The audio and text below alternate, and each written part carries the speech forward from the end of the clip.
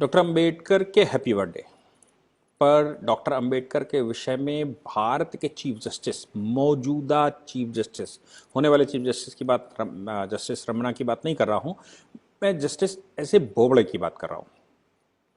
उन्होंने नागपुर के एक नेशनल लॉ स्कूल की इनॉग्रल सेशन में या उसके एक सेशन में डॉक्टर अंबेडकर के उनका उद्बोधन हुआ, जिसमें उन्होंने डॉक्टर अंबेडकर के बारे में वो रहस्य खोले जिन रहस्यों के बारे में मुझे लगता है कि पूरे देश इग्नोरेंस में था और डॉक्टर अंबेडकर के विषय में गलत अनुमान लगाते रहे। मैं डॉक्टर अंबेडकर के गलत अनुमानों की बात इसलिए करता हूं कि डॉक्टर अंबेडकर को जब कांशीराम ने अपना लोगो या टैग बनाया तो फिर उन्होंने एक कन्फाइनमेंट में उनको रख लिया। जो लोग भी दलित राजनीति करने वाले लोग थे, उन्होंने डॉक्टर अंबेडकर को अपना आइडल बनाया। डॉक्टर अंबेडकर को आइडल बनाकर उनको एक दलित आइडेंटिटी दी और वो दलित आइडेंटिटी के नाम से डॉक्टर अंबेडकर पूरे देश में संविधान लिए हुए और एक चौराहे पर खड़े कर दिए। लेकिन डॉक्टर अंबेडकर को ना तो कन्फाइन किया जा सकता है, चीफ जस्टिस का जो बयान आया उस और उन्होंने जो रहस्योद्घाटन किया डॉक्टर अंबेडकर के बारे में, वो मुझे लगता है कि काबिले तारीफ है और डॉक्टर अंबेडकर की छवि संसार में सामने आने वाली है। इसमें कोई शक नहीं किया जा सकता कि डॉक्टर अंबेडकर भारत के एक बहुत लर्नड व्यक्ति थे। हालांकि उस समय की नेहरू सरकार या जो नेहरूवादी लोग थे उनको बहुत लर्नड लोग पसंद नहीं आते थे, उनको उनके चाटुकार लोग पसंद आते थे, गोपाल स्वामी अयंगार जैसे लोग पसंद आते थे। ऐसा कारण इसलिए था क्योंकि जिस व्यक्ति को इंटेलिजेंट लोग पसंद आते थे, मैं बात कर रहा हूं सरदार पटेल की, सरदार वल्लभ भाई पटेल, जिनको इंटेलिजेंट लोग समझ में आते थे, उनको किसी न किसी तरह से सबोटेज किया गया, उनको किसी तरह से हाशिए पर रखा गया। फिर भी देश में इतनी पॉपुलैरिटी उनकी थी कि वो गृह मंत्री बने और गृह मंत्री बनते हुए जो गलत करने का, पूर्ण रूप से गलत करने का नेहरू प्रयास कर रहे थे, उसको सबको साइड करने का प्रयास किया उन्होंने। यही कारण था कि डॉक्टर अंबेडकर कॉन्स्टिट्यूएंट असेंबली में सदस्य तो होते थे, बंगाल से चुनकर आते थे। उस समय बंगाल का मतलब यह विभाजित बंगाल नहीं, अविभाजित बंगाल था। बंगाल से चुनकर आते थे और एक बहुत बड़ी पर्सनालिटी, शायद आपने नाम उनका सुना हो या ना सुना हो, मैं बहुत कुछ उनके बारे में नहीं कह सकता, लेकिन उनके बारे में मैं बता सकता हूं। Mister M.R. जयकर, एक डॉक्टर अंबेडकर, एक mister M.R. Jayakar. M.R. Jayakar Bharatvarsh के इतिहास में आज तक के सबसे बड़े लॉयर हुए। प्रीवी काउंसिल में वो जज रहे, देश के राजाओं के मुकदमे लड़ते थे। अगर आप M.R. जयकर को लाइब्रेरी में जाकर ढूंढेंगे तो आपको पता लग जाएगा कि देश में आज तक इतना बड़ा कोई लॉयर हुआ ही नहीं। M.R. जयकर साहब महाराष्ट्र से आते थे, उस समय का बॉम्बे। M.R. जयकर नेहरू की पॉलिसियों को लेकर, ये जो चल रहा था संसद में, उसको लेकर उन्होंने इस्तीफे दे दिए थे। इस्तीफा देने के बाद डॉक्टर अंबेडकर को अब उनके स्थान पर, चूंकि बंगाल विभाजित हो गया था, तो बंगाल के विभाजन के बाद वो जो सीट कम हुई, डॉक्टर अंबेडकर को अब महाराष्ट्र यानी कि उस समय के बॉम्बे से रिप्रेजेंटेटिव बनाया गया। डॉक्टर अंबेडकर को कॉन्स्टिट्यूएंट असेंबली में वहां से बनाया जरूर गया, लेकिन उनको कोई दायित्व तो कोई काम नहीं दिया गया।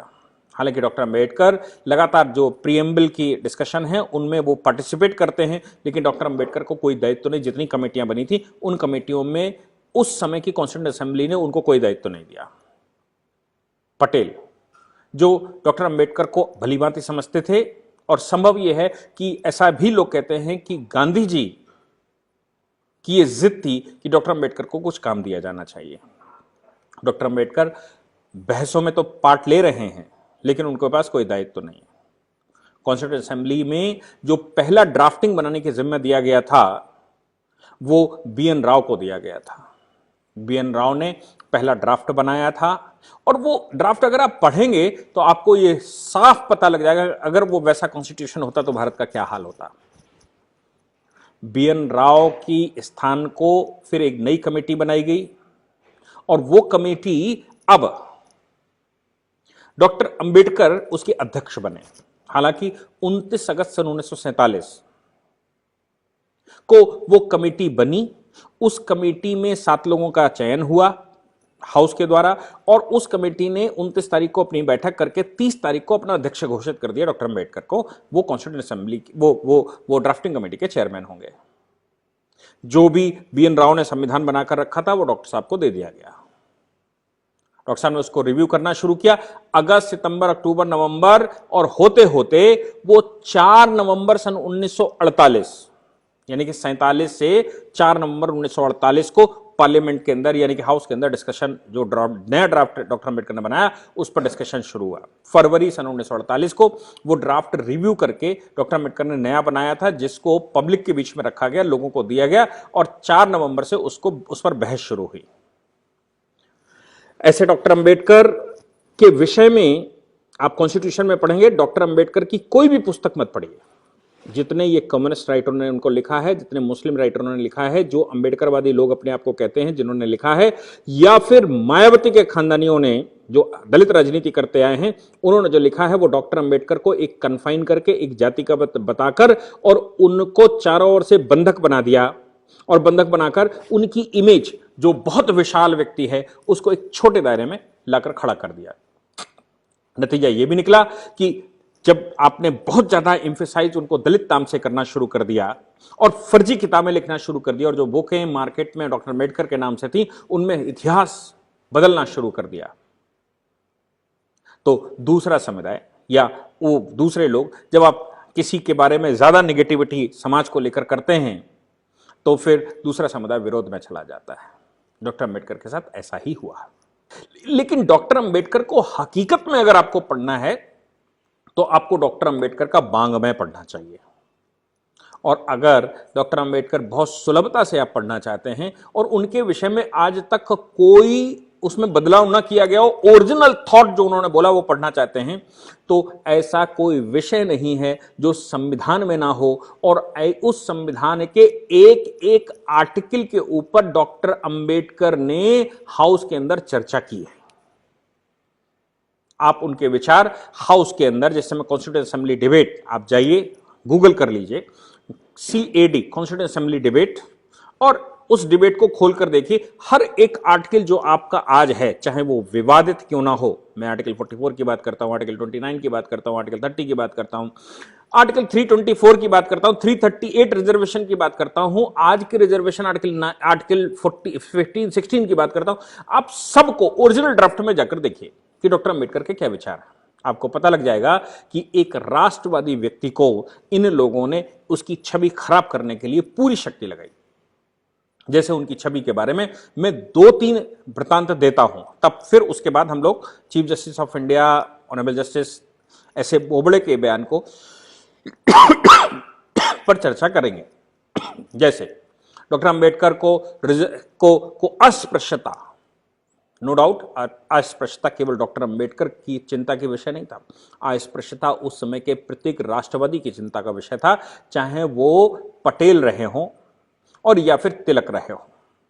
सभी ने अस्पृश्यता के खिलाफ, स्वामी विवेकानंद जी से पहले भी आचार्य दयानंद सरस्वती, वहां से आप देखेंगे तो महापुरुषों ने जो अस्पृश्यता को लेकर चर्चाएं की हैं, चाहे आप 1925 का राष्ट्रीय स्वयंसेवक संघ की स्थापना देख लीजिए, पूज्य डॉक्टर हेडगेवार जी ने भी सरनेम हटा दिए।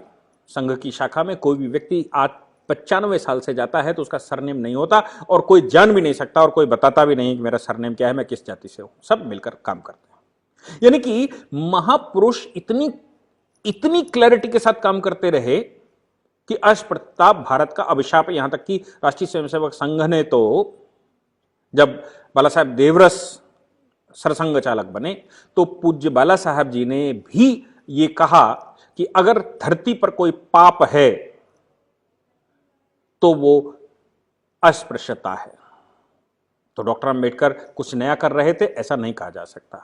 जो जितने महापुरुष थे सब इसी प्रकार का काम कर रहे थे। डॉक्टर अंबेडकर के नाम से उनको दलित संबोधित करके, दलित जाति का बताकर, और उनके नाम से ये आंदोलन करना और देश में एक विभाजन की राजनीति करना, ये मुझे लगता है कि ये विभाजनकारी राजनीतिज्ञों का अपना चाल थी और डॉक्टर अंबेडकर की छवि खराब करने का प्रयास था। डॉक्टर अंबेडकर जाति प्रथा के बिल्कुल विरुद्ध हैं। डॉक्टर अंबेडकर ने सबसे पहले विरोध किया कि भारत में जो पर्सनल लॉज हैं उनको खत्म किया जाना चाहिए। हिंदू कोड बिल अपने लॉ मिनिस्टर रहते हुए उन्होंने कभी पास नहीं होने दिए, जबकि हिंदू कोड बिल 1948 में तैयार हो चुका था। बीएन राव ने उसको तैयार किया था, उन्होंने अपनी रिपोर्ट 1946 में रख दी थी। पार्लियामेंट में डिस्कशन के लिए डॉक्टर अंबेडकर और पटेल के रहते हुए नेहरू की हिम्मत नहीं पड़ी कि वो हिंदू कोड बिल ला सकते। डॉक्टर अंबेडकर के जाते ही, पटेल के जाते ही हिंदू कोड बिल संसद में रखे गए। इस्लामिक जो शरीयत थी, शरीयत को खत्म करने के बजाय हिंदू कोड बिल ला दिया गया। दोनों आमने सामने खड़े हो गए। हिंदू कोड बिल लाने के भी पक्ष में वो नहीं थे, लेकिन अगर शरीयत खत्म नहीं हो रही है तो फिर हिंदुओं को भी अस्पृश्यता खत्म करने के लिए कोडिफिकेशन की जरूरत है। डॉक्टर अंबेडकर ने कहा पहले हिंदुओं का ही कोडिफिकेशन हो जाए। हालांकि आर्टिकल 44 प्रपोज करते समय डॉक्टर अंबेडकर ने कहा था कि ये इसको मैं बाइंडिंग नेचर फंडामेंटल राइट्स में डालना चाहता हूं, लेकिन इस पर आम सहमति नहीं हो पा रही, इसलिए इसको directive principle of state policies में डाल दिए। जब देश में इस प्रकार की सरकार आएगी कि देश में एक सा कानून, एक सी व्यवस्था होनी चाहिए, तो वो कर लेगी। आज मेरी नहीं चल रही है, लेकिन भविष्य में कर लेगी। यानी कि देश में जो यूनिफॉर्म सिविल कोड है उसका अगर किसी ने सबसे पहले जन्म डाला, सबसे पहले बीज डाला, तो वो डॉक्टर अंबेडकर थे।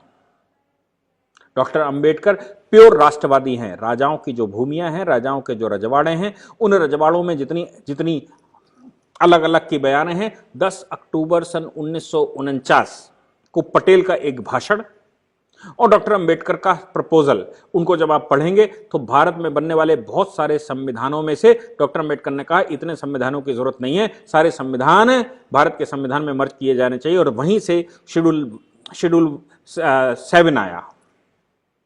शेड्यूल 7 आने का मतलब था कि यूनियन पावर, स्टेट पावर और कंकरेंट पावर, यानी कि अलग अलग तरह से पावर तो हम देंगे लेकिन संविधान एक बनाएंगे। डॉक्टर अंबेडकर की अगर नहीं चली तो वो आर्टिकल 370 के मामले में नहीं चली। गोपाल स्वामी अयंगार ने वो प्रेजेंट किया, डॉक्टर अंबेडकर प्रेजेंट भी नहीं हुए और उन्होंने उसका विरोध किया था, लेकिन सदन किसी और तरफ जा चुका था, नेहरू का बंधक बन चुका था, इसलिए 370 आया और 370 की वजह से जम्मू कश्मीर में स्टेट लिस्ट अलग बनी, जिसको जम्मू कश्मीर का कॉन्स्टिट्यूशन कहा गया। डॉक्टर अंबेडकर के बारे में अगर आप ये कहते हैं कि वो रिजर्वेशन के पक्षधर थे, रिजर्वेशन में बात करता हूं केवल जॉब्स के रिजर्वेशन और आर्टिकल 15 एडमिशन के रिजर्वेशन, तो उन्होंने उसका विरोध किया है। लेकिन पॉलिटिकल रिजर्वेशन का पक्ष वो रखते हैं आर्टिकल 338 में, और पॉलिटिकल रिजर्वेशन के लिए कहते हैं कि सभी जातियों का अगर बराबर से उत्थान करना है, देश का बराबर उत्थान करना है, तो सभी जातियों का रिप्रेजेंटेशन पार्लियामेंट में होना ही चाहिए, ताकि उनकी समस्याएं पार्लियामेंट में रख सके और पार्लियामेंट उनका समाधान कर सके।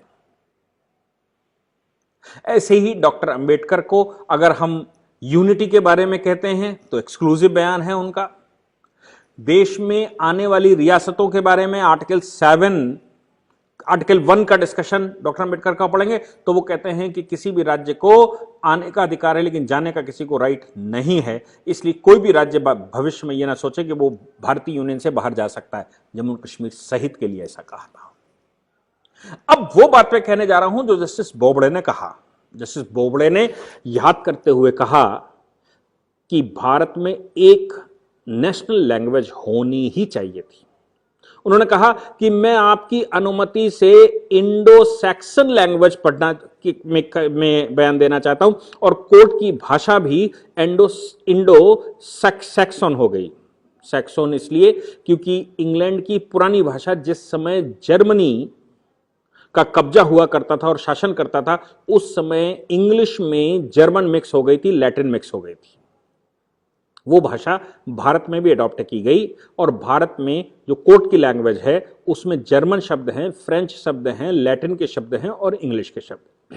यानी कि कोर्ट की भाषा इंग्लिश नहीं है, इंडो सैक्सन है, ऐसा बोबड़े साहब कहते हैं। लेकिन वो ये कहते हैं कि डॉक्टर अंबेडकर ने एक बिल प्रस्तुत किया था कि भारत में एक राष्ट्रभाषा होनी चाहिए।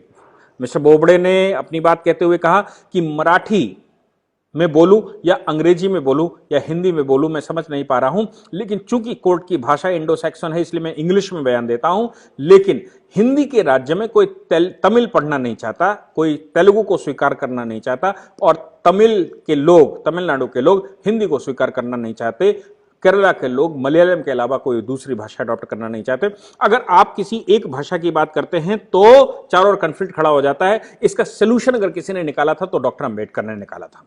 डॉक्टर अंबेडकर ने एक प्रपोजल बनाया था जिसमें भारत की राष्ट्रभाषा संस्कृत होनी चाहिए। क्यों? क्योंकि पूरब से पश्चिम और उत्तर से दक्षिण तक अगर किसी एक भाषा पर सहमति बन सकती है तो वो संस्कृत थी, और संस्कृत में ही भारत की राष्ट्रभाषा अगर संस्कृत घोषित कर दी जाती उस समय डॉक्टर अंबेडकर के कथनानुसार, डॉक्टर अंबेडकर के प्रपोजल के अनुसार, तो भारत में भाषा का कोई विवाद नहीं होता।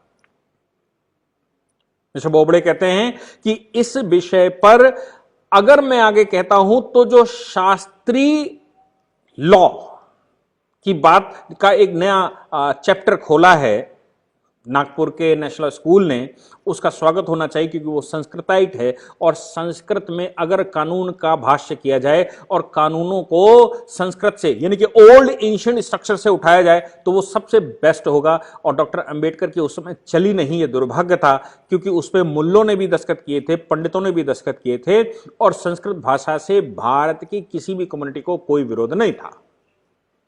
अगर किसी को वो भाषा नहीं अच्छी लग रही थी तो वो सिर्फ नेहरू हो सकते थे, क्योंकि नेहरू तो अंग्रेज के औलाद थे, अंग्रेज अपने अंग्रेजों के ही आधार पर चलने वाले थे, अंग्रेजी उनकी प्रिय भाषा थी, इसलिए अंग्रेजी को ही कोर्ट, सुप्रीम कोर्ट और हाई कोर्ट की भाषा माना गया। लेकिन डॉक्टर अंबेडकर की नहीं चली ये दुर्भाग्यता। आज भी अगर डॉक्टर अंबेडकर को याद किया जाए और संस्कृत को भारत की राष्ट्रभाषा घोषित कर दिया जाए तो कोई समस्याएं भाषाई आधार पर नहीं होनी चाहिए, क्योंकि संस्कृत पूरी एशिया की लगभग सभी भाषाओं की जननी है, जिसमें उर्दू भी शामिल है। डॉक्टर अंबेडकर को उनकी जयंती पर पूरे देश को शुभकामनाएं। और डॉक्टर अंबेडकर को मैंने पहले भी कहा कि कॉन्स्टिट्यूएंट असेंबली डिबेट में उठाकर डॉक्टर अंबेडकर को पढ़िए, आपको राष्ट्र दिखाई देगा अगर कहीं दिखाई देता है, और प्योर राष्ट्रवादी बातें दिखाई पड़ेंगी। एक जरूर मैं प्रपोजल दूंगा सभी को कि आप 25 नवंबर सन 1949 का डॉक्टर अंबेडकर का स्टेटमेंट हर एक व्यक्ति को पढ़ना चाहिए। उन्होंने कम्युनिस्टों के बारे में क्या कहा है, उन्होंने सोशलिस्टों के बारे में क्या कहा है, और उन्होंने मुस्लिमों के बारे में क्या कहा है, पाकिस्तान के बारे में क्या कहा है। अगर आप ये तीन लोगों के विषय में डॉक्टर अंबेडकर का 25 नवंबर सन 1949 में कॉन्स्टिट्यूएंट असेंबली डिबेट के टाइम का स्टेटमेंट पढ़ लेंगे तो ये सारे जो भीम और मीम बनाने वाले लोग हैं, भीम मीम का खेल खेलने वाले लोग हैं, राजेंद्र मंडल के साथ खेलने वाले लोग हैं, योगेंद्र मंडल के साथ के विषय में जानने वाले लोग हैं, और डॉक्टर अंबेडकर को कन्फाइन करना और देश में विभाजन करने वाले जो दिमाग लगाने वाले लोग हैं, उनको सबको समझ में आ जाएगा कि डॉक्टर अंबेडकर को कन्फाइन नहीं किया जा सकता। इसलिए पूरे देश को शुभकामनाएं। Thank you very much.